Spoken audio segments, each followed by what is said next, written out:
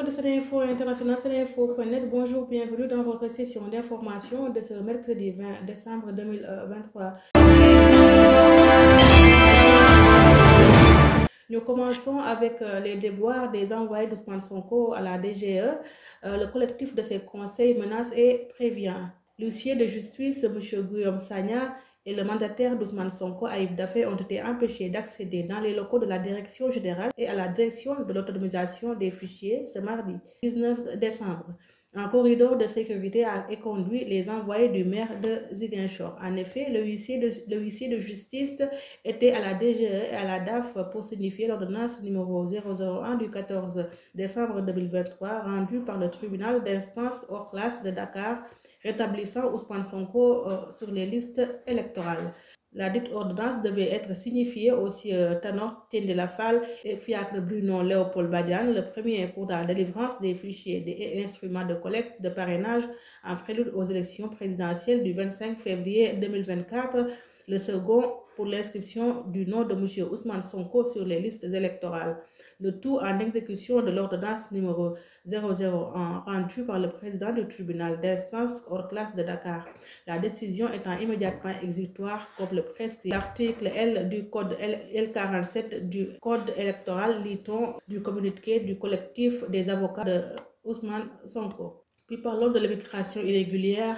Barça ou Barsac, dit pirogue, reste introuvable depuis 2 mois. Le président du réseau national des quais de pêche du Sénégal, Pierre Mboup, a révélé que des pirogues transportant des migrants restent toujours introuvables et au moins 10 pirogues sont introuvables depuis presque 2 mois. Pierre Mboup précise que contrairement à ceux qui disent qu'il n'y a rien de tel, les pirogues continuent toujours de rallier l'Espagne. Il y a une pirogue de Bargny avec à son bord 173 personnes qui est introuvable depuis 2 mois. Et il y en a bien d'autres comme celle de Mbour avec 30 personnes. Il y a aussi Thiaroye, Yarax, Saint-Louis, Joal, la Casamance, etc. Pour résumer, 10 pirogues sont introuvables depuis presque 2 mois, informe le président du réseau national des quais de pêche du Sénégal.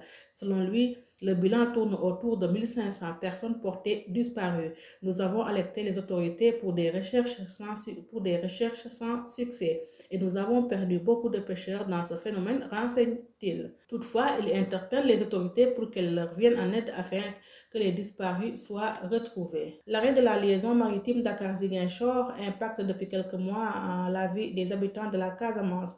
À 50 km de Ziguinchor se trouve l'île de Carabane qui était un point d'escale du bateau qui reliait Ziguinchor à Dakar. À l'île de Carabane, les populations, notamment les jeunes, ne savent plus à quel saint se vouer du fait de l'arrêt inexpliqué du bateau qui ramenait les touristes chaque semaine. Artisans, commerçants et hôteliers déplorent tous cette situation qui, d'après eux, plombe l'économie et pousse les jeunes à tenter l'immigration clandestine.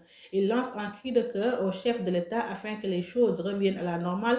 Ils suggèrent par ailleurs la location d'un nouveau bateau ou l'arrivée de bateaux taxis pour désenclaver l'île.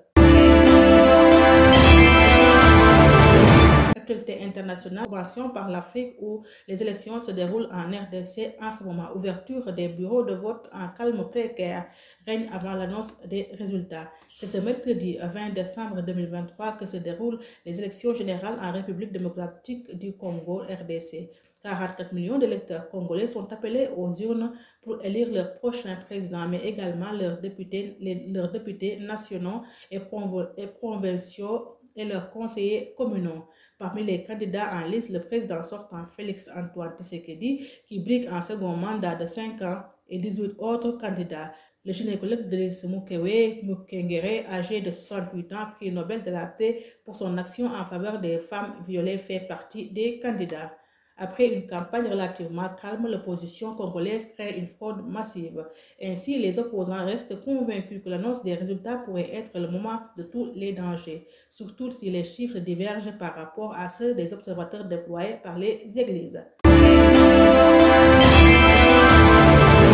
USA présidentielle, la Cour suprême du Colorado a déclaré inéligible Donald Trump. L'ancien président des États-Unis est déclaré inéligible par la Cour suprême du Colorado ce mardi 19 décembre 2023 du fait de son implication lors de l'assaut du Capitole en janvier 2021. Une décision surprenante dans la mesure où l'ancien président des États-Unis s'est lancé dans la campagne présidentielle américaine et souhaitait revenir au pouvoir. Par une majorité de 4 juges sur 7, la Cour suprême du Colorado a confirmé la décision de première instance concluant que Donald Trump était livré à une rébellion le 6 janvier 2021 lors de l'assaut du Capitole, mais en revanche considérait que le 14e amendement de la Constitution invoqué pour réclamer son inéligibilité s'appliquait bien à un président. Selon un des porte-parole de l'ancien président Donald Trump, va se pourvoir. Ainsi, tous les regards sont désormais tournés vers la Cour suprême des États-Unis.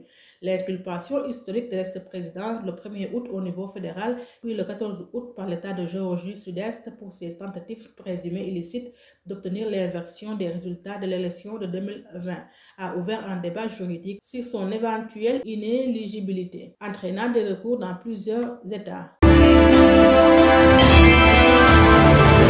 Parlons de la guerre à Gaza. Nouveau signe en faveur d'une trêve entre Israël et le Hamas. Après plus de 2 mois de conflit, les deux parties semblent manifester un intérêt croissant envers une seconde trêve suivant celle d'une semaine observée en novembre qui a permis la libération de 105 otages en échange de 240 Palestiniens détenus dans les prisons israéliennes. Le chef du Hamas, Ismaël Haniyeh, doit se rendre en Égypte avec une délégation pour rencontrer le chef du renseignement égyptien, Abbas Kamel. Les discussions porteront sur l'arrêt de l'agression et de la guerre en vue de préparer un accord de libération de prisonniers palestiniens ainsi que la fin de l'état de siège imposé à la bande de Gaza. Le président israélien Isaac Herzog a déclaré mardi qu'Israël est prêt à une nouvelle pause et à une aide humanitaire supplémentaire pour permettre la libération des otages. Enfin, sport, parlons de la CAN 2024. Aliou Cissé dégage une préliste de 55 joueurs, Amara Diouf et 5 champions d'Afrique absents. La Coupe des Nations Côte d'Ivoire 2024 s'approche à grands pas. Pour cette grande messe du football africain, les nations qualifiées ont déplacé auprès de la CAF leur préliste. Le technicien national Aliou Cissé a déposé un groupe de 55 joueurs avec sans surprise la présence des cadres mais sans Amara Diouf, nouvelle pépite du football sénégalais. On peut aussi noter l'absence de 5 champions d'Afrique que sont Bouna Sarr, Saliou Ciss, Ibrahima Mbaye, Keita Baldé et Loum Ndiaye. On note néanmoins la présence de Nampalys Mendy blessé. Sport toujours, qu'en 2023, les Lions seront à Yamoussoukro le 9 janvier prochain. Le Sénégal est logé dans la poule C avec le Cameroun, la Guinée, la Conakry et la Gambie.